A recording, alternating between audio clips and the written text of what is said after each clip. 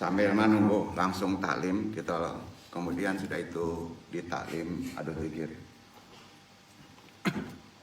Hari ini kita bahas taklim kita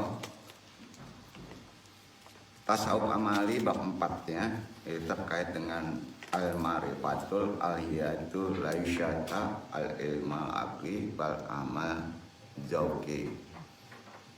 Kita bahas ilmu-ilmu ketuhanan itu bukan ilmu akal, tapi kita tekan pada ilmu rasa atau zauqi. Rasa itu zauqi artinya. Kategori amal tasawuf dan tarekat. Assalamualaikum warahmatullahi wabarakatuh.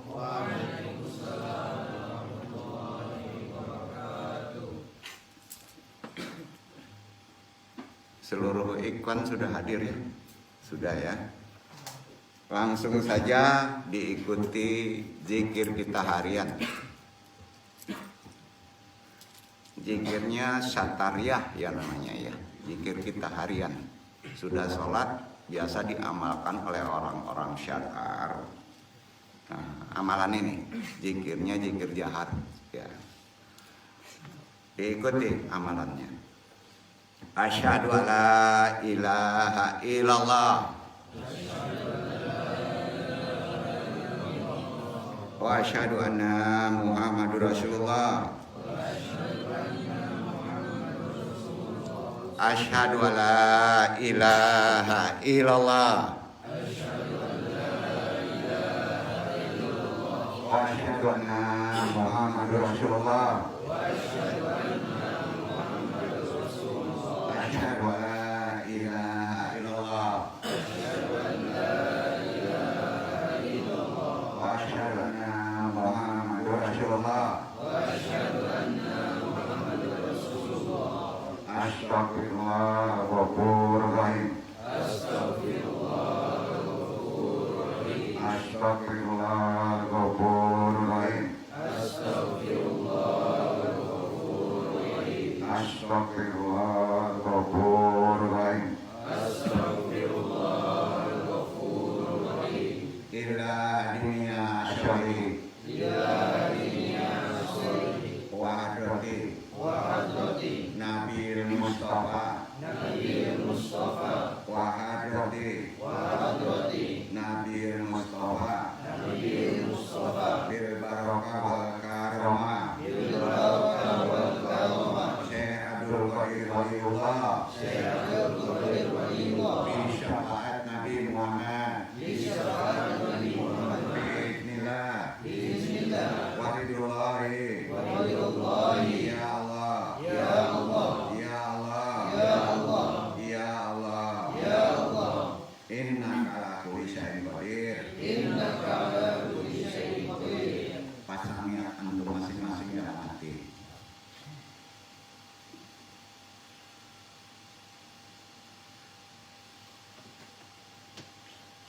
Diikuti Nur Abariyah,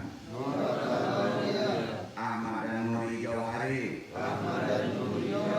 Muhammadin, Sayyiduna Muhammadin, Nabi Yunaka, Qadurul Imam Mahdi, Yu Khalifatul Radin, wa khususan ila ruhi, Juriyati, wabil khusus arwahi, muslimin wal muslimat, Al-Fatihah.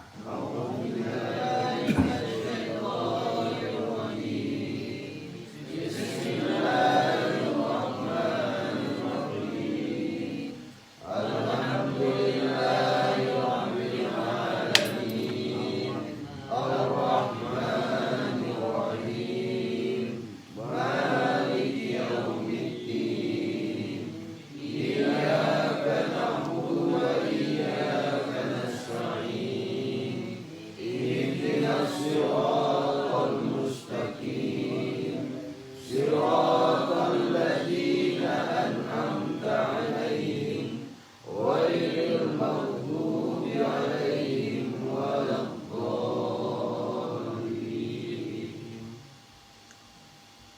Ilahi anta maksudi warid loka matlubi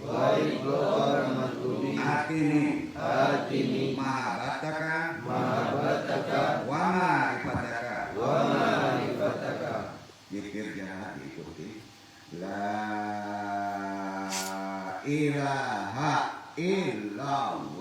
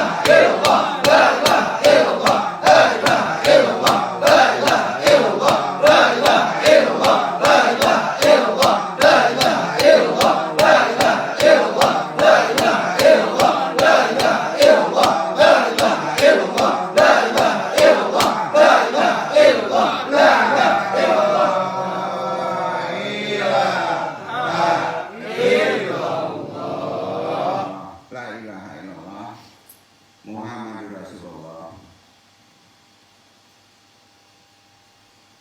Tarik. Simpan. Apa? Tarik, simpan. Apa? Tarik, simpan.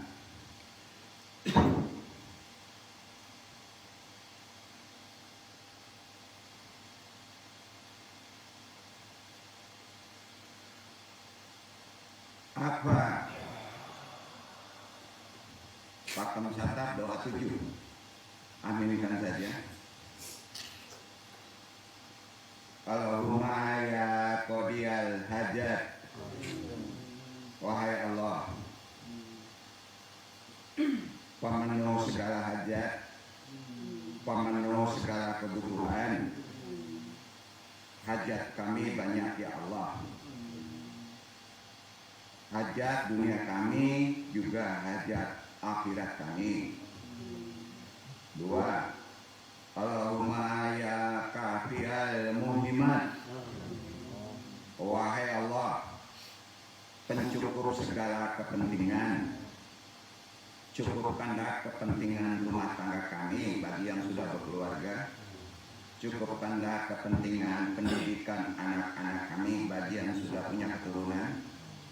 Cukupkanlah kepentingan usaha dan pekerjaan kami bagi yang sudah bekerja. Cukupkanlah kepentingan ibadah kami. Cukupkanlah bekal kami untuk berhaji sebelum mati mendatangi kami. 3. Allahumma ya dafiyal baliyat.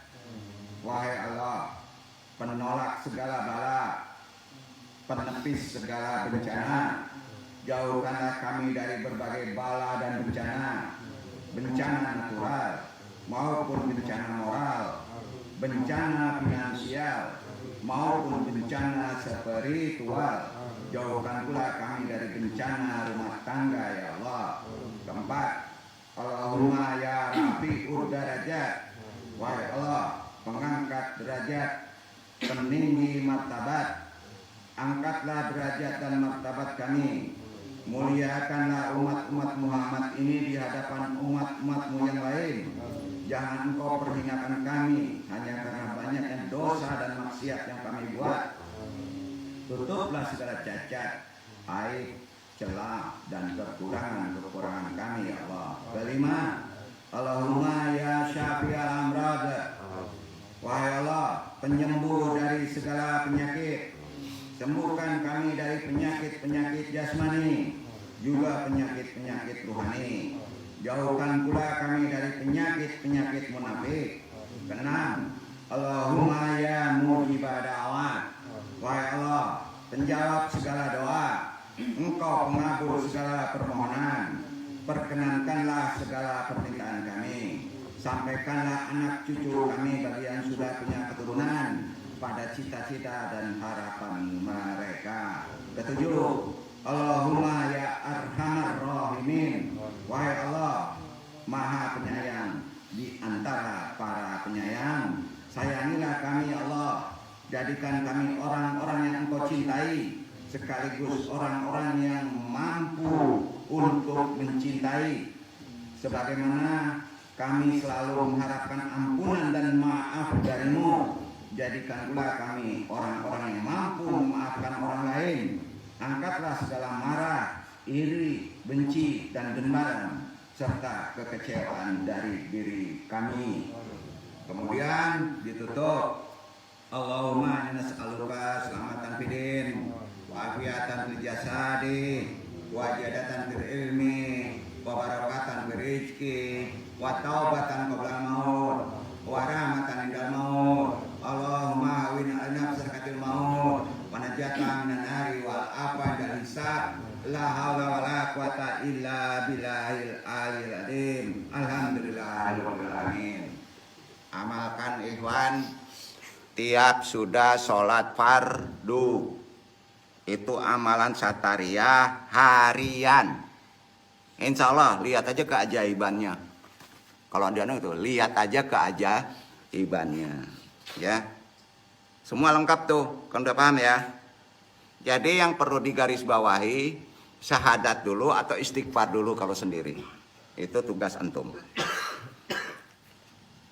Kalau nggak tanya-tanya bukan kandung lagi, tanya ke dosen antum. Nah, Ustadz Fauji ya. Kalau sendiri syahadat dulu atau istighfar dulu. Kalau ada berdua, ada imam, syahadat dulu atau istighfar dulu, hanya itu aja. Sampai ya? Udah paham ya? Kemarin udah dibahas itu. Nah, langsung kita ke taklim. Mudah-mudahan Allah meridhoi tarbiyah kita dalam amalan harian Torekot Sataria. Kenapa itu diamalkan oleh antum? Kalau antum gak suka Sataria, amalkan saja. Kenapa? Karena ini tempatnya Sataria, betul kan? Dikembangkan di sini dulu oleh Sataria. Tandanya antum berterima kasih harus kepada orang yang mendatangi Islam kemari. Kalau antum mau mengamalkan Naksabandi, beda lagi, gabung. Kalau antum mau mengamalkan Qadariyah, tambah lagi. Ya, ada wasilah, ada syarat dalam berdoa setelah sholat. Duduk, ada pertanyaan, amalkan itu tiap hari. Ya, insya Allah pas antum di wisuda tahun ini, antum langsung dapat istri, langsung antum dapat kerja, mau nggak nih? Udah dapat istri, dapat kerja lagi, enak banget ya. Gitu, kok kaku gitu ya. Langsung ke taklim ya. Nah, taklim ini terkait masalah zikir ya.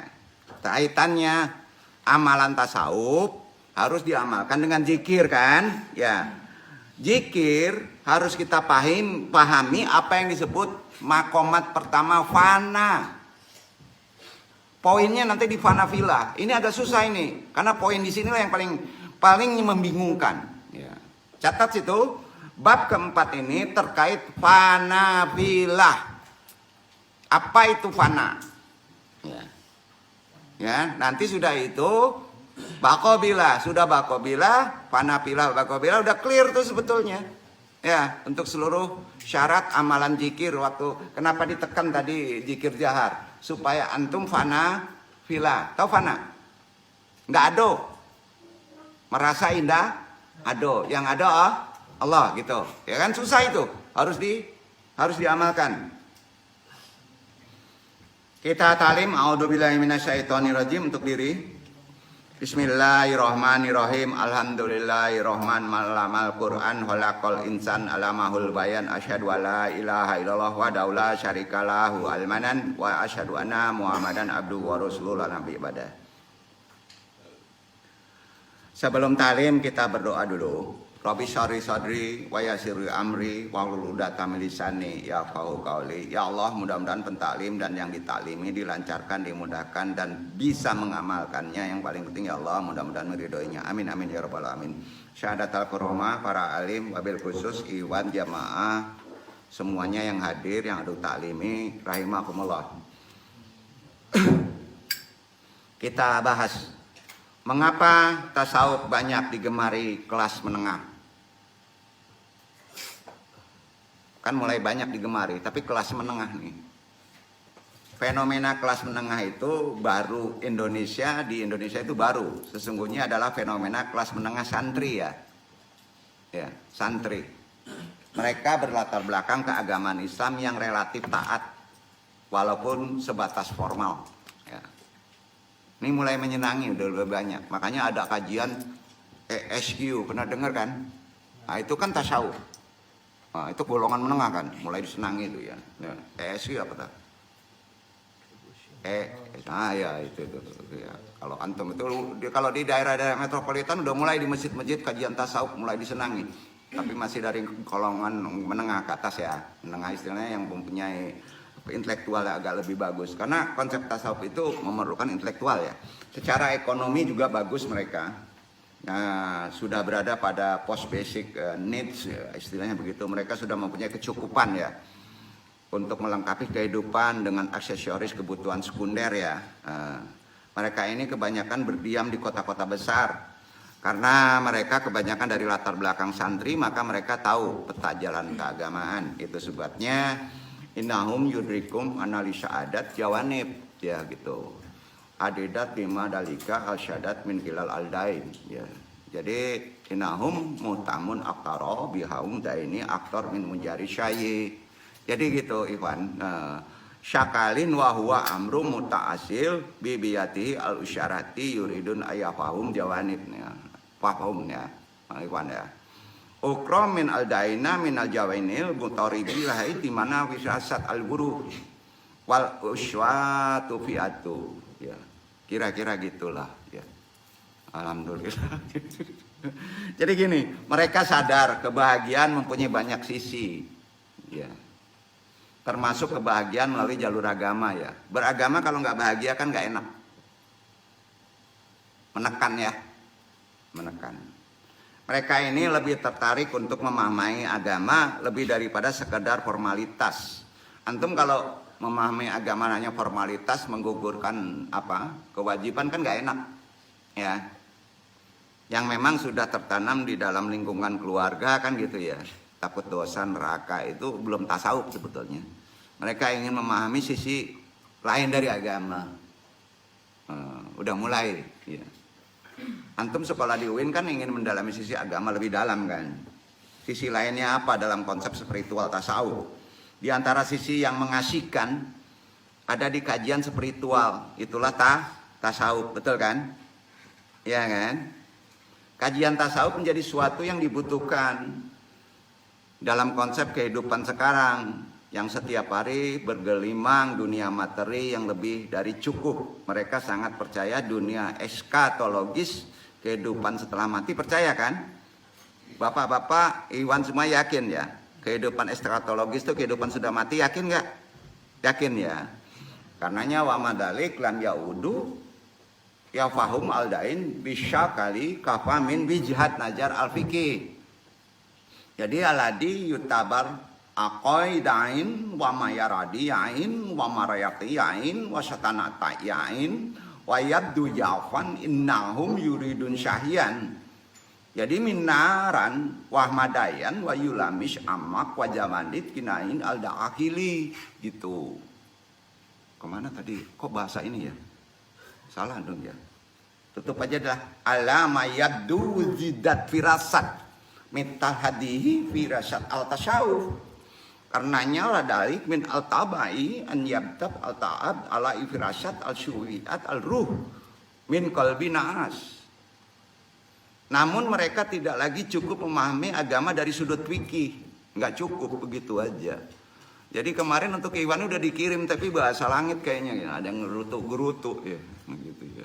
Tapi ada sebagian yang sebenarnya udah andung bahas ini ya. Nah, tapi sengaja ada rangsangan untuk kita belajar bahasa Arab untuk Ikhwan gitu maksudnya. Ini tidak ada sangkut pautnya sombong, ya kan? Besok kalau sudah ngaji di sini, syukur-syukur selesai masih andung ikat di sini Andung. Kalau enggak kemari lagi andung tarik. Janji andung kan satu, sampai bisa bahasa Arab kan? Iya kan? Bener kan nih? Mau nggak bahasa Arab ya? Harus bisa, nggak perlu tahunan.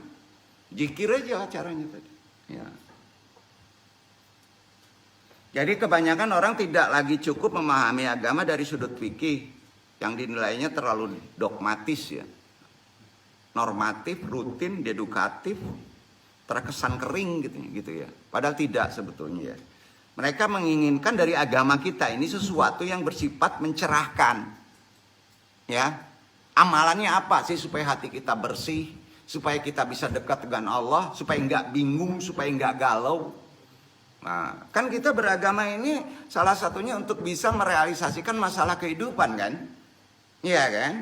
Itu ada di tasawuf. Ya. Bersifat mencerahkan itu yang paling penting kan, menyejukkan, menyentuh aspek paling dalam di dalam batin antum. Ternyata kajian seperti ini mereka temukan di mana? Di fikih. Di UIN. Yang galau-galau juga di UIN banyak kan? Buktinya hari ini ada bertiga orang yang galau. Antum tahu itu? Nggak percaya, ada yang galau tuh. Tahu galau? Manjangin apa? Manjangin masalah. Masalah itu kan dipendekin. Itiraf ya. Semua ada di kajian tasawuf. Maka itu wajar kalau kajian-kajian spiritual tasawuf semakin ramai diminati oleh orang zaman sekarang kan. Ya. Coba kita lihat lembaga ESQ yang mempunyai member jutaan, gila itu. Padahal nggak pernah latihan zikir. Ya. Teori semuanya. Lihat pula pengajian rutin tasawuf di siat masjid. Udah mulai ramai jamaah Pak, kelas menengah. Fenomena yang sama juga terjadi di sejumlah kota besar di Indonesia seperti Surabaya, Bandung, Makassar, Medan, bahkan Padang. Ya. Kajian tasawuf menarik karena dalam substansi dan ajaran tasawuf menemukan sesuatu yang klop. Klop dengan apa? Dengan kegelisahan dan kegersaan hati kita dalam keadaan kehidupan. Macet, galau, gak ada duit. Gitu kan gitu ya. Itu larinya ke sana. Ya. Sebetulnya itu kurang bagus, ya, bukan kurang bagus. Tapi nggak apa-apa awal-awal begitu ya. Nah, kalau Andung nyebutnya di sini kaji butuh, ya. Pas galau dia datang gitu kan, kaji butuh namanya. Nah, nggak apa-apa, nggak masalah. Awalnya begitu kan. Nah. Jadi mereka juga merasakan rasionalitas dunia tasawuf. Ada rasionalitasnya loh, nggak klinik loh. Menekankan aspek humanity kan, humanis di tasawuf kan. Orang tasawuf sering ini jihad nggak? Jarang ya. Orang tasawuf jarang demo bro. Humanity-nya tinggi gitu ya. Nah, apalagi orang UIN nggak pernah kedengaran yang demo ya. 212 kemarin UIN tuh ngumpet-ngumpet gitu ya. Aspek humanity-nya tuh tinggi. Mengedepankan persamaan, bukannya perbedaan. Bagi Wan Ahwat, PPL UIN, Andung ngasih tahu ya. Dulukan dulu persamaan, bukan perbedaan. Sepakat? Maka antum bisa ngamali tasawuf. Dulukan dulu persamaan, jauhkan dulu perbedaan. Sepakat ya? Mulai kapan? Hari ini. Ya, maka antum akan bisa mendalami konsep tasawuf. Ini bukan arti kita kalah. Nah, ya.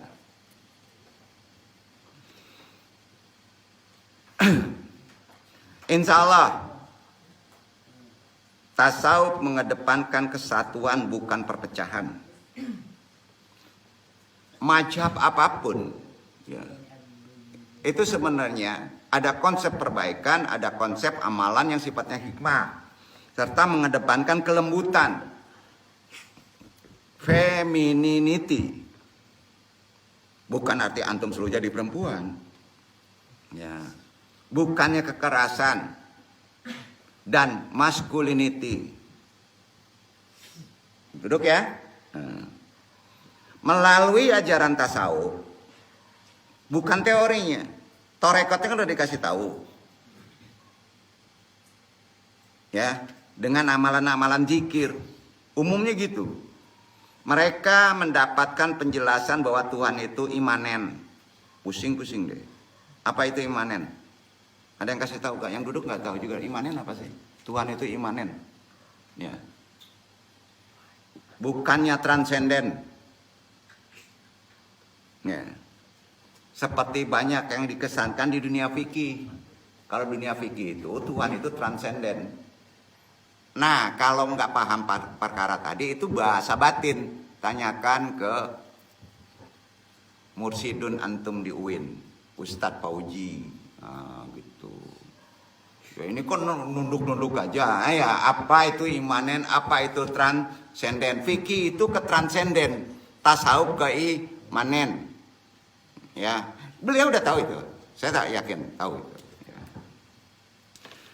Haruskah antum bertasawuf? Kemarin haruskah antum bertarekat? Tanya, ayo. Jawabannya tidak harus. Kan susah. Ya, jawabannya yang benar tidak harus. Ya. Tasawuf dalam arti jalan hidup spiritual secara perorangan jawabnya tidak mesti. Makanya kalau orang tidak bertasawuf, tidak bertorekot, jangan kelojotan kebakaran jenggot antum. Betul kan? Jangan. Nah, Itu kan metode. Kecuali antum marah itu kalau dia itu mengganggu waktu kita sholat, betul kan? Nah itu aja. Nah. Jadi tidak harus, tidak mesti. Namun tasawuf sebagai ajaran yang mengajarkan kesalehan individual dan kesalehan sosial, itu mesti karena hal itu merupakan substansi dari ajaran Islam yang lebih ke dalam. Ya. Sedangkan dunia fikih sudah seharusnya tasawuf tidak mesti dipertentangkan. Kedua hal tersebut ibarat dua sisi dari satu mata uang sebagaimana yang disebutkan oleh Imam Malik. Orang yang berpikir tanpa tasawuf gimana? Kemarin kan? Ya. Tidaklah substansial jika seseorang menjelek-jelekan tasawuf. Karena di Islam juga ada pelajaran ruhani. Ya. Apalagi menganggap tasawuf itu bid'ah. Ya. Sebaliknya tidak dapat mengatakan tasawuf itu wajib. Seolah-olah mereka yang tidak menjalankan praktek tasawuf kelasnya masih awam di bawah. Yang ideal, kan yang penting yang ideal ya. Pengamalan syariat sebaiknya dikokohkan dengan nilai spiritual yang menukik ke dalam perasaan. Catat itu. Ulang. Pengamalan syariat sebaiknya dikokohkan dengan nilai spiritual yang menukik ke dalam perasaan. Mungkin yang perlu kita cermati dalam ajaran tasawuf hanya ini. Apa kira-kira? Yang menafikan kehidupan duniawi. Ya, cermati itu, kacau antum. Kan ada orang bertasawuf, dia sebel hidup duniawi. Betul kan? Nggak boleh ambil walaupun sedikit. Juhud itu mesti kaya. Betul kan? Gimana jahud bisa jahud jadi? Gimana antum bisa juhud kalau antum nggak bisa bersedekah? Iya kan? Setuju nggak? Jadi juhud itu intinya adalah kaya agina. Doanya nanti dibuat kaya. Ya.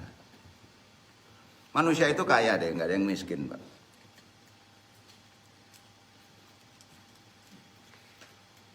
Jadi banyak salah tafsir ya. Dalam kajian tasawuf atau tarekat, tidak menafikan kehidupan dunia, rasionalitas intelektualnya juga tinggi dan menghindari dunia peradaban modern dalam konsep kalau melampaui batas.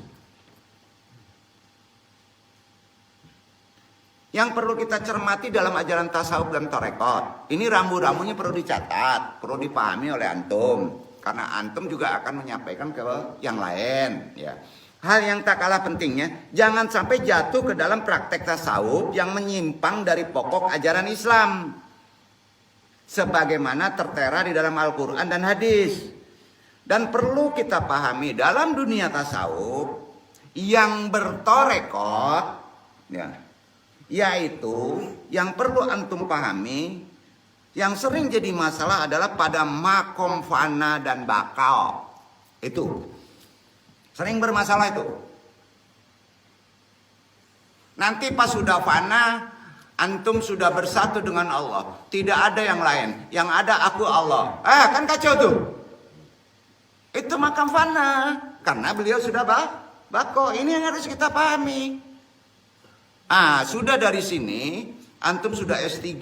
Bisa ngedakwahin para dosen, para rektor. Dosen gak boleh fana. Yang fana itu kata ustadz yang ada di Ampang itu yang jelek, kata begini gitu. Referensinya gitu aja. Nanti dia kan ngaji buku tuh, cari referensi itu kan. Iya kan? Mau nggak nih diajarin fana itu apa? Fana itu adalah hancur lebur seluruh badan, tidak ada yang lainnya. Kacau kalau mau kayak gitu. Dihancurin tuh antum nanti kan. Bukan begitu pengertian fana. Antum kan tadi diajarin fana. La ilaha illallah, walaupun separohnya masih nonton. Kenapa? Ada yang tahu nggak? Memori antum penuh. Memori antum penuh. Ini kenapa gini ya? Ini kenapa gini ya? Terus sering kalah dengan kehendak. Capek ya, goleng-goleng gitu ya. Wah, repot itu ya. Jadi ini perlu gini ya. Perlu kita pahami dulu konsepnya. Karena antum tidak bisa dibawa nanti ibarat rantai masuk ke konsep apa itu fana. Jadi pentalim ini menyampaikan bukan antum aja yang begitu. Yang udah bangkotan ngaji sampai 20 tahun juga masih nonton. Masih banyak. Ya. Konsep fana itu bukan konsep klinik. Ya. Itu mendekatkan diri ya kepada Allah hanya dengan konsep fana filah. Baru bisa mendekat kepada baqabilah, itu yang disebut usul. Catat tuh. Amalan seluruh tarekat aliran di atas dunia ini adalah melalui konsep fana. Kalau sudah memasuki konsep fana, maka dia akan bisa baqabilah, mendekat kepada Allah. Itu yang disebut usul. Dan itu ada di Quran. Nanti dibaca. Qurannya suratnya Al-Fat. Dasarnya itu. Jadi konsep fana, konsep bako, itu ada firmannya. Ada istidlal dalilnya gitu ya. Ini ya. Nah. Itu yang perlu kita garis bawahi. Dalam istilah tasawuf kita uber dulu, kita curai dulu fananya ya, satu-satu. Fana berarti menghancurkan diri dalam pengertian apa? Jawab, interaksi. Nafsu. Nafsu apa? Nafsu yang tidak diridhoi Allah. Hancurkan itu. Hanya itu. Ya. Makanya yang namanya wajib kita puasa Ramadan 30 itu adalah menghancurkan nafsu jelek. Arti kata diajari kita berfana filah pada bulan Ramadan.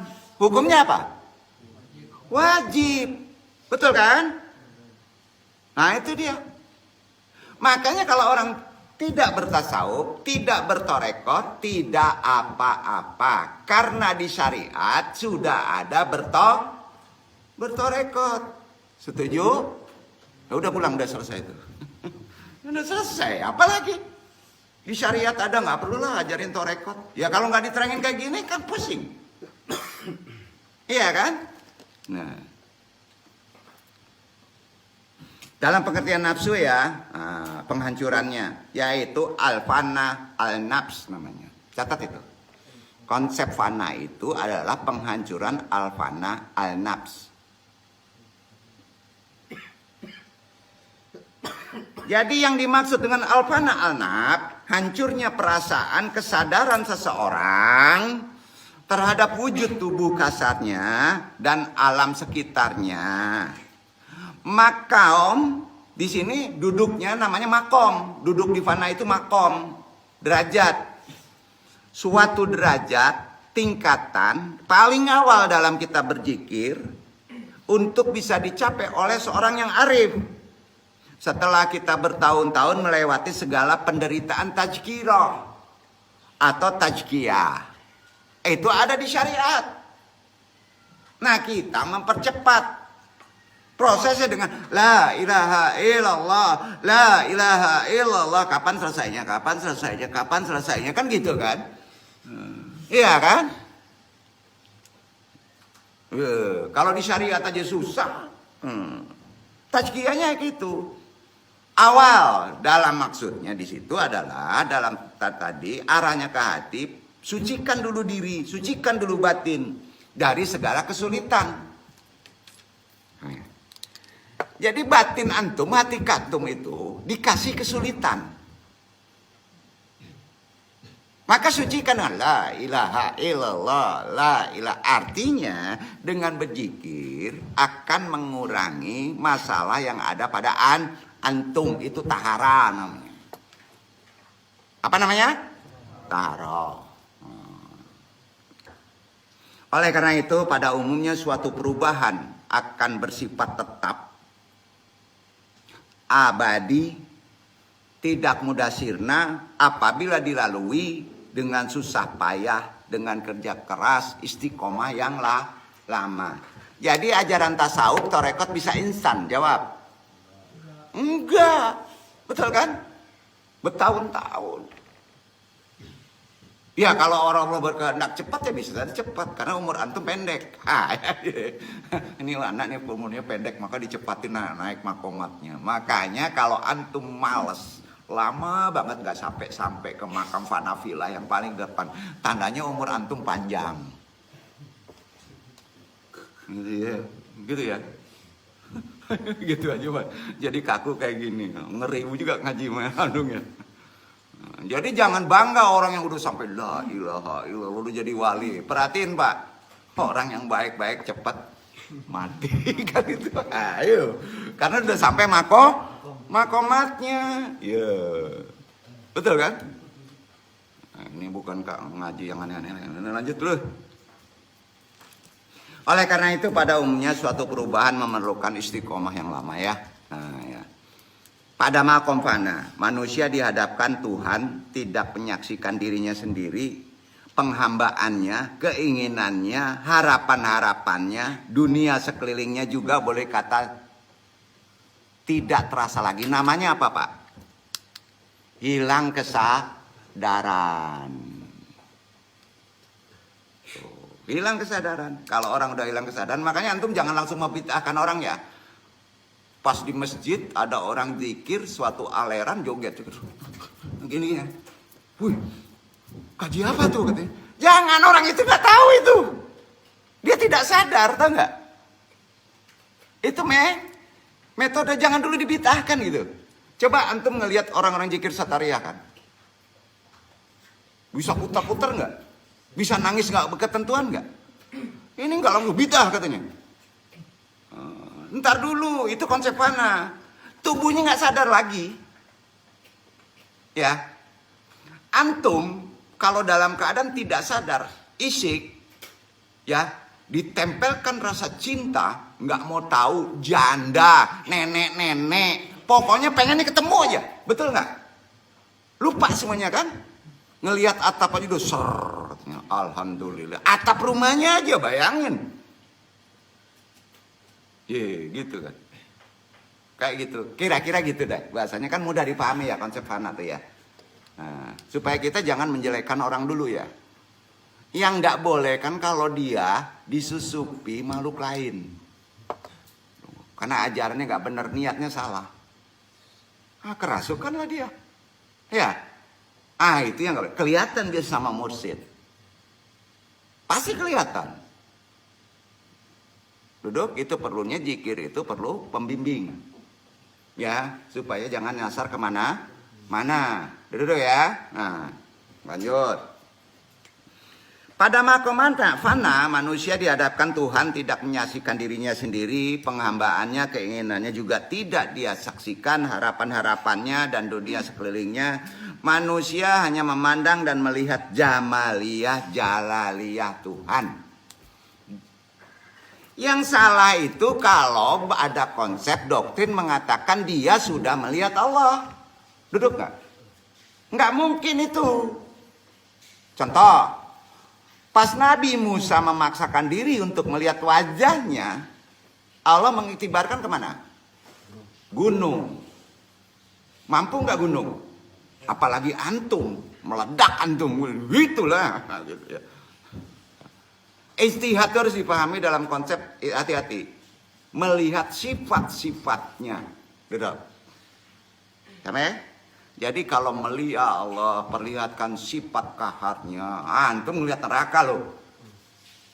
Ya Allah, perlihatkan sifat ciptaanmu yang tidak bisa terlihat oleh mata. Kacau antum. Benar itu. Setelah tapi fana. Ya Allah, perlihatkan jamaliyahnya. Cantik-cantik bidadari yang kelihatan. Ya Allah, perlihatkanlah materinya yang sejahtera. Duit aja yang kelihatan. Emas yang kelihatan, diambil nggak bisa. Ayo. Kan gitu. Iya kan? Ya nggak apa-apa. Ngerasain nggak apa-apa. Ya. Jadi itu Jamaliyah, Jalaliyah Tuhan. Apa saja yang disaksikan oleh para wali Tuhan adalah yang hak. Kalau antum sudah wali, yang diminta adalah yang hak. Apa arti hak? Katanya Ustadz Fauzi. Kan gitu ya. Kok Ustadz Fauzi lagi ya? Ustadz Aidil lah ya. Gitu ya. Ini Ustadz Aidil gitu. Apakah melalui perantara atau dengan perantara? Setelah fana? Itu pertanyaan susahnya. Kalau diserahkan Ustadz Fauzi gimana? Apakah kita waktu fana melalui perantara atau tanpa perantara? Tahu nggak? Perantaranya. Kan badan kita harus pakai perantara. Apakah langsung melihat Allah? Enggak ya. Duduk ya. Jadi perantaranya siapa? Ayo. Antum diislamkan oleh siapa? Keturunan. Bapak gua Islam. Maka gua Islam, kirim. Karena antum nongol, bapak gua Islam. Ya, berarti antum lahir kulturnya sudah Muslim karena bapak gua Islam, kecuali yang menceng, maka kirim Fatihah. Kapan? Baik hidup maupun sudah mati. Fatihah itu enggak sudah mati saja, bro. Kirim dulu. Saya ada itu yang namanya juriyat tadi bahasanya apa? Juriyat. Sudah itu kemana lagi? Kalau ada guru. Betul? Kalau di torekot, kirim lagi Fatihah ke atasnya. Itu disebut nasab. Kan nggak tahu antum nasabnya. Sataria yang tahu duduk. Yang duduk ini. Kemana larinya nih? Kan kalau sampai ke Rasulullah, itu kan banyak cabangnya, tahu nggak? Antum kalau bertorekot sendiri, ke nasab mana pakai? Setuju nggak nih? Setirnya mana gitu? Kalau ini nasabnya ke sini. Nah, ini nasabnya nih. Satarnya kemana tadi? Satarnya Gunung Jati. Kan gitu ya nasabnya ya. Dari Gunung Jati runut ke atas Al-Qusyasi sampai Nabi. Sampai sahabat. Kan gitu. Nah kalau antum belum ada, nasabnya tidak ketemu, bonceng. Tahu bonceng? Bonceng numpang. Itu torekot. Ya. Nggak enak ya kalau nggak punya nasab ya.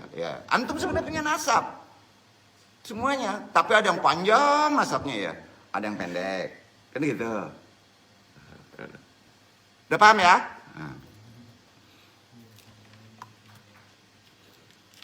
Jadi bagi para pesuluk, orang yang melakukan runut perjalanan tadi, pesuluk, pelakunya salik, catat. Amalan namanya suluk, pelakunya salik. Antum itu tadi salik. Nah, jadi mudahnya gitu. Apa yang dicari? Ridha Allah, makrifatullah. Kan itu. Itu bahasa bahasa umumnya. Terkadang perantara itu adalah nama-nama, sifat-sifat Tuhan tidak bisa jatiah. Antum perantara melalui tujuan apa? Kita naik buruk supaya sampai. Buruk nama sifatnya apa? Ini Ustadz Fauzi nggak tahu. Itu perlu di sini. Tapi nanti kalau antum udah tahu alamat kendaraan, antum langsung ke sana. Kok pelit banget ya? Tunggu dulu. Buruk itu juga perjinakan kan? Cara menyedaki buruk tahu nggak? Tahu? Hati antum mesti bersih. Itu SIM awal. Nah, hati antum masih gerdak-gerdak nih. Ada lumut sedikit. Nggak bisa dilunaki itu. Pas dokot disepak antum. Lebih enak iktibar ya bahasanya ya. Perjalanan ruhani kan dipahami harus begitu ya. Kalau dipahami secara konsep torekot penuh, secara tasawuf penuh, secara hukum tafsir, antum pusing. Itu Seorang tasawuf, seorang yang mentarbiyahkan tasawuf, seorang yang mempermahami tarekat harus tahu ilmu iktibar maknanya yang sesuai dengan kultur zamannya. Bila perlu kita gunakan iktibar permisalan pada dunia komputer. Itu makrifat tuh. Mana memori, ya, kan? Nah, itu.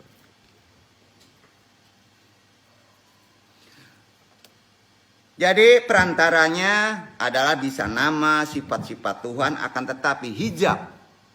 Hijab artinya apa? Tutupan, penghalang. Dari perantara itu termasuk juga cahaya. Jadi cahaya juga sebagai hijab. Gini, kan susahnya tuh. Antum kalau ngelihat mobil pas ada cahaya kan ini terang. Kalau terlalu terang kelihatan nggak? Enggak. Nah, itu ada di tasawuf. Ya. Nah. Supaya bisa tersingkap cahaya tadi. Ya Rabbku, anugerahkan kepadaku kesempurnaan penyaksian kepadamu sedemikian sehingga pandangan hati bisa merobek hijab-hijab cahaya. Itu doanya. Dari mana? Dari Abu Bakar diajarin Nabi setelah doa bai'ah. Begitu Fana. Arabnya dong. Jadi catat. Tapi jangan dipraktekin dulu. Antum aja belum fana gimana ngelihat cahaya belum kan? Tapi nggak apa-apa, catat dulu. Kalau udah kelihatan, kayak kembang api, Pak, bung nggak kelihatan juga, Pak. Baca doa itu. Ini paham nggak yang anu sampean? Paham ya? Paham ya? Langsung ke bawah nih. Pilih aja langsung supaya cepat kaji. Doain nih. Ya.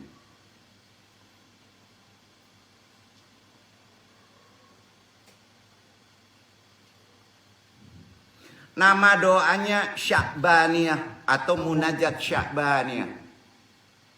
Kenapa disebut nama itu nanti nong jelaskan. Allahumma arjukni. Catat itu setelah fana ya. Kalau nggak ketemu juga kok tambah bingung nih. Doa ini pakai. Tapi setelah ngakukan nafi isbat la ilaha illallah nggak ketemu juga. Waduh, kok saya nggak ketemu nih. Mungkin bingung. Kenapa doa ini perlu? Gini. Supaya antum tidak melenceng dari kajian tasawuf. Ya, terlalu peka antum bisa nangis. Kalau nangis lagi belajar ini kacau bro. Pakai doa ini ya. Namanya Pak. Ini rambu-rambu supaya jangan sesat. Karena terangnya cahaya. Gitu maksudnya. Allahumma arjukni kamalil. Catat. Allahumma arjukni kamalil. Iti hadibika hatta tumazako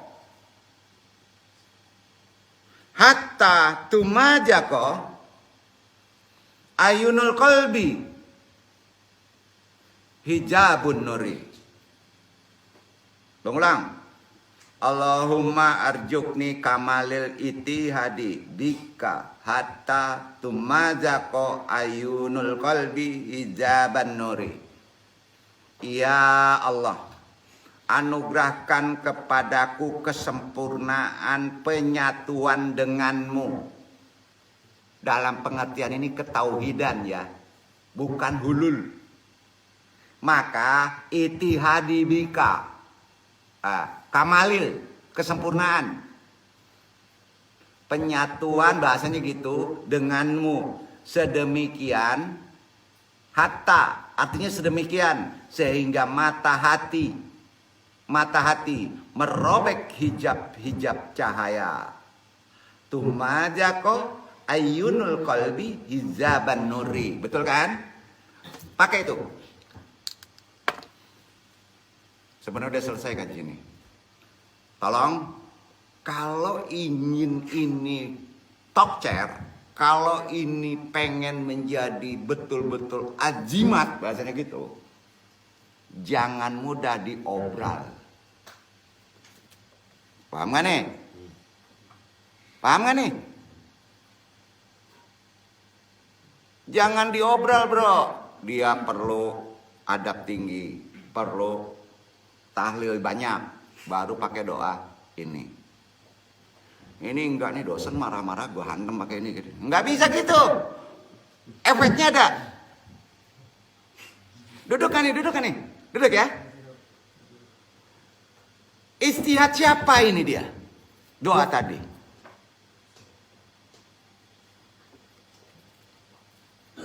Istihad siapa? Ada yang tahu nggak istihadnya?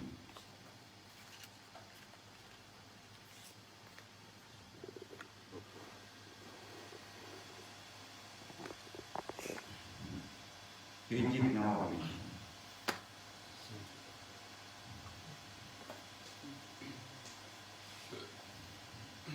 Hijib Nawawi.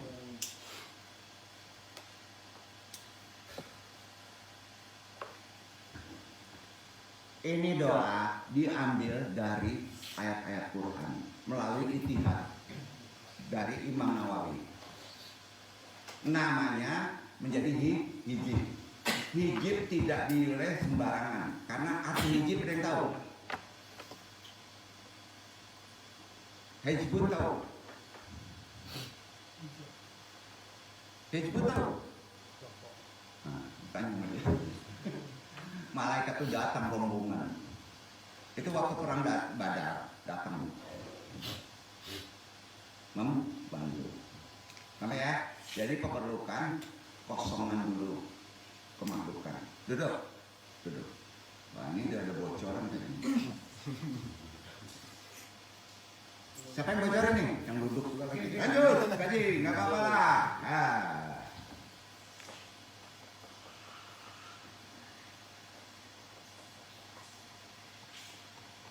Doanya udah dicatat tadi? Kalau sudah zikir boleh dibaca, boleh.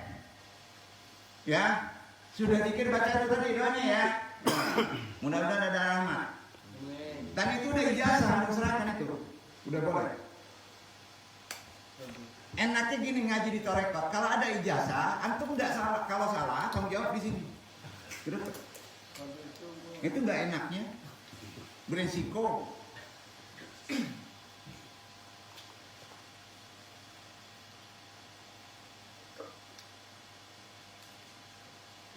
Kita lanjut.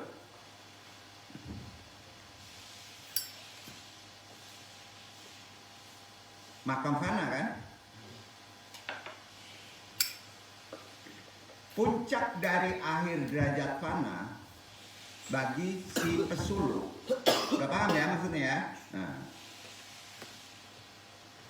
Berada pada kondisi melupakan segala sesuatu kecuali yang hak. Menyirnakan nafsu-nafsu yang tidak diridhoi. Disinilah antum akan mendengar ilham, akan bisa memahami ilham. Bukan hari itu, kata. Bukan hari itu. Ini kesalahan orang yang zikir, khusus orang Torekot. Ditunggu-tunggu ilham. Dia salah. Ilham setelah ada akses, tahu nggak? Ada masalah baru turun ilham. Sampai. Jadi realisasi petunjuk itu setelah ada akses. Duduk ya, stop lagi ya. Jadi pas zikir jangan nunggu ilham, nggak datang bro. Ya, duduk ya semuanya ya, paham ya? Maksudnya paham ya?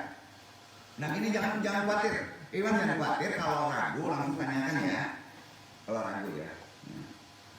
Ini udah mulai susah masyarakat ini.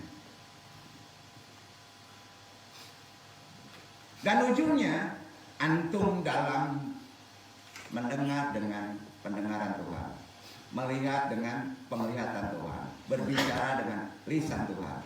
Itu ada hadisnya. Itu ada hadisnya. Sampai dan hadisnya sahih.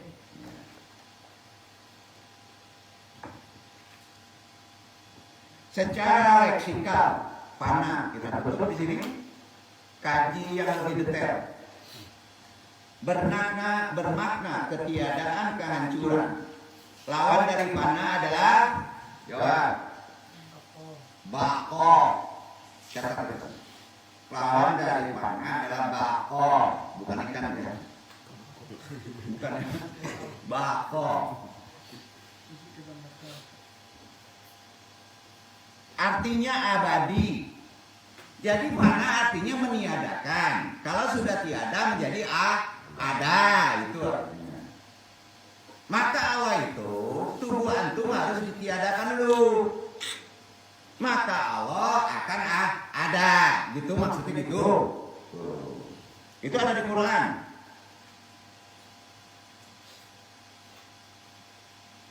Atau bahasa kerennya bahasa sekarang eksis. Karena eksis ya.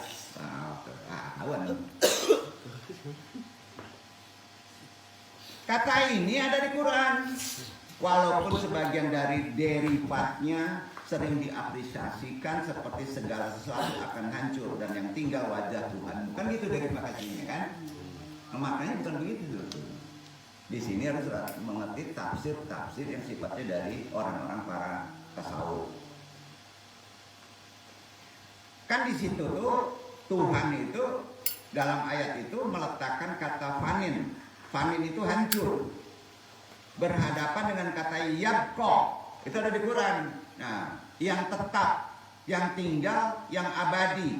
Ini bermakna bahwa hanya Tuhanlah yang selamanya ada dan baqo. Betul, itu makna baqo. Sementara segala sesuatu selainnya adalah sirna. Kan Quran tuh. Itu fana. Maka untuk bisa menjadi baqo harus sirna. Dalam konsep apa? Dalam konsep ruhani. Menghilangkan nafsu yang mengalaminya, yang disebut hijabun. Pusing gak nih? Enggak ya? Akan tetapi makna gramatikal fana ini tidak bersesuaian dengan makna leksikalnya. Itu susahnya. Paham gak ini? Bertolak belakang. Nah, pemahaman ini nanti Ustaz Fauzi jelaskan. Akan tetapi makna gramatikalnya dalam konsep fana di ajaran Torekot tidak bersesuaian, bertolak belakang dengan makna leksikalnya. Fana dalam makna gramatikal adalah tidak menyaksikan, memandang, tidak melihat, tidak mendapatkan dirinya sendiri. Hilang. Namun hal ini tidak berarti asing terhadap dirinya sendiri. Melainkan manusia tidak menyaksikan dirinya sendiri di hadapan roh. Dan hanya dia yang dipandang. Aduh, bingung nih. Aduh, ini yang susah. Pelan-pelan nanti satu-satu ini mau curahnya. Karena itu istilah ini kita nukil dari ulama. Kira-kira bisa ditangkap oleh ikhwan semuanya ya. Fana itu memiliki beberapa tingkatan. Ada kelas 1, kelas 2, kelas 3, kelas 4. Kita awali dari tingkatan yang paling ini. Nah, kita ada tingkatan secara umum ya. Pertama, aplikasinya begini ya pemahamannya. Sebagai berikut. 1, fana adalah transformasi moral dari jiwa yang dicapai melalui pengendalian nafsu dan keinginan. Itu makom paling bawah. Ulang. Makom pertama fana, transformasi moral dari jiwa yang dicapai melalui pengendalian nafsu dan keinginan. Konsep ini diterapkan waktu puasa Ramadan. Ya, yang kedua,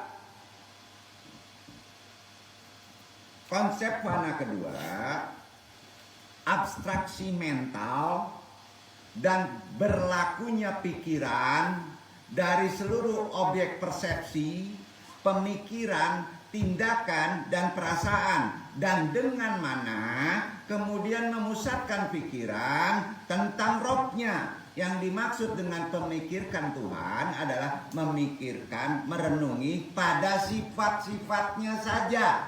Itu fana makomat kedua. Wah, pusing deh. Pusing, anu sendiri juga pusing. Tapi nggak apa-apa lah. Ya. Yang ketiga, makomat ketiga, berhentinya pemikiran, berhenti pikirannya, tapi sadar. Baranti bapiki kecena gabona, itu fana paling tinggi bro. Berhentinya pemikiran yang dilandasi kesadaran. Berhenti pikiran tapi dilandasi kesadaran. Nah, tingkatan fana yang tertinggi inilah berhentinya pemikiran yang dilandasi kesadaran, tercapainya apabila kesadaran tentang fana itu sendiri sudah hilang. Bingung nggak? Itu bahasanya. Itulah oleh para sufi dikenal dengan kefanaan dari fana. Fana fil fana. Itu yang tertinggi. Atau lenyapnya kesadaran tentang tiada. Namanya fana al-fana. Duduk. Nah, tolong diterapkan itu. Jadi makomat fana itu bagi yang baru. Larinya itu 3, naiknya itu 1, 2, 3. Itu tadi. Nanti dong saya ke dunia awam-awam. Ya. Jadi fana ini dasar istidlal dalilnya kalau ada nanya orang keluar. Ini kan orang nyinyi di luar. Oh nyinyi ya. Quran surat Yusuf 12 ayat 31 baca. Itu dasarnya. Mana dasarnya? Istilah dalilnya. Quran surat Yusuf surat 12 ayat 31. Tolong baca. Itu dasarnya.